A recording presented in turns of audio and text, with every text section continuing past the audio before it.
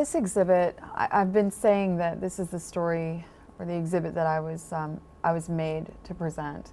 You know, an outlier is that point on the graph that doesn't follow the norm with everyone else. And it's called an outlier because it's lying out away from the rest of, you know, everything else that's on that graph. And that's really the way that I visualize how I am as a survivor of childhood sexual assault. I am an outlier. There's something different about me.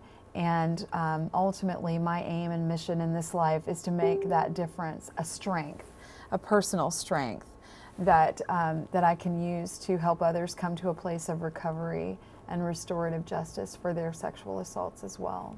I was 5 years old in 1978, and my mother and father were working class people. My mom was a registered nurse, my dad was a Navy man, and he was traveling a lot.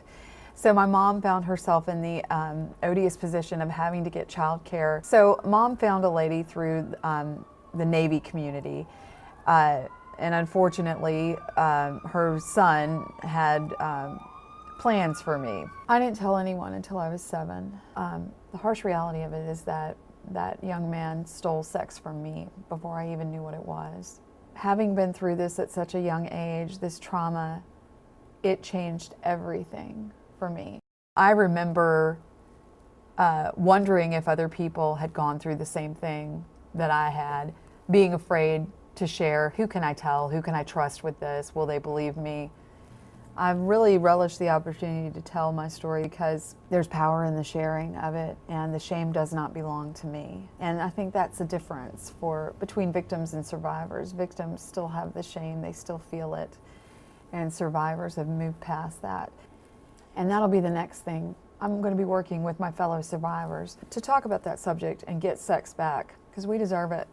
They have found this process to be very healing, but they are nervous about the obvious disclosure. Their faces are on the wall in the exhibit, and they'll be at the opening. It takes courage to do that, and they possess it. They're stronger than they think they are. I have a performance artist that's coming, and he will represent forgiveness. It's the most difficult component to swallow. It's been a process for me even to add this component. But I believe that hurting people hurt people. So that component will be in the center of the room. It will be unmissable, and it will be the most controversial because not everyone's ready to forgive. I think that's the last milestone of recovery. And I hope more of us get there. There's a line from a song by the Counting Crows, and it says, "We were perfect when we started. I've been wondering what went wrong." And I love that line because the truth is, I believe we're still perfect. We've been hurt. And we need to remember that value. We were worth protecting. We were of inestimable worth. And circumstances being what they were, something fell through the cracks.